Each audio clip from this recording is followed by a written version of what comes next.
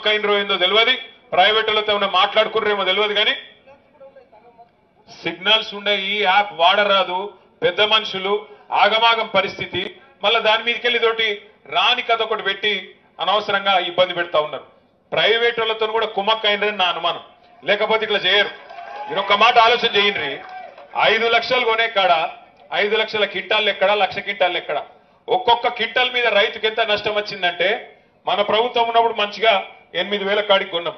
ఇవాళ నిజానికి ధర ఇవ్వాల్సింది 8,100, కానీ ఎంత ఇస్తున్నారు? బయట ప్రైవేట్లు అమ్ముకుంటే 5,900, 6,000, 6,200 ఎక్కువ వస్తున్నది. అంటే దగ్గర ఒక్కొక్క రైతుకు 1,200 నుంచి 1,400 దాకా నష్టం వస్తున్నది ఒక మరి కింటల్ మీద. అంటే ఏ రకంగా ఎంత నష్టమవుతున్నది దీన్ని బట్టే మీరు అంచనా వేయచ్చు. ఇంకొక దిక్కు ఇంకా విచిత్రమైన విషయం, కుటుంబ సభ్యులు ఉంటారు. ఇప్పుడే మా తమ్ముడు చెప్పిండు, అన్న మా అమ్మ పేరు మీద పొలం ఉన్నది, సోయాబీన్ వండించినాము. సోయాబీన్ వండి అన్నట్టు మా అమ్మ ఇక్కడికి వచ్చి అమ్మాలంటే 55-60 ఏళ్ళు ఉన్న పెద్ద మనిషి, మరి ఆమెకు మొఖాలు నొస్తున్నాయి, ఆమె ఇక్కడికి రావాలి, ఫింగర్ ప్రింట్ వేయాలంటే ఇది ఎక్కడి కథ? నేను కొడుకును వయసులో ఉన్నాను, మరి నేనేం పనికి వస్తా, నేను చేస్తా అంటే నేనేమన్నా లంగనా, దొంగనా, స్మగ్లర్నా? నేనేడి కొట్ట పోతా? ఈ పాటి దానికి మేమేమైనా కోట్ల రూపాయలు సంపాదించుకుంటామా? మా అమ్మ వండించింది నేను వచ్చి మార్కెట్లో అమ్ముతా అంటే వీళ్ళకేం వచ్చింది అని అడిగాను. కరెక్టేనా? ఇది పద్ధతేనా? ఈ ఫింగర్ ప్రింట్ విధానం పెట్టి ఆఖరికి పెద్ద వయసులో ఉండే పెద్ద మనుషులను కూడా ఆగం చేసి ఇబ్బంది పెడుతున్నారు అనే మాట. అచ్చా, ఇప్పుడు మనం వస్తున్నామని చెప్పి ఫింగర్ ప్రింట్ తీసేసారట, మంచి పని చేసారు, సంతోషం. అయితే ఇంకొక పని కూడా చేసిరట, సంతోషం.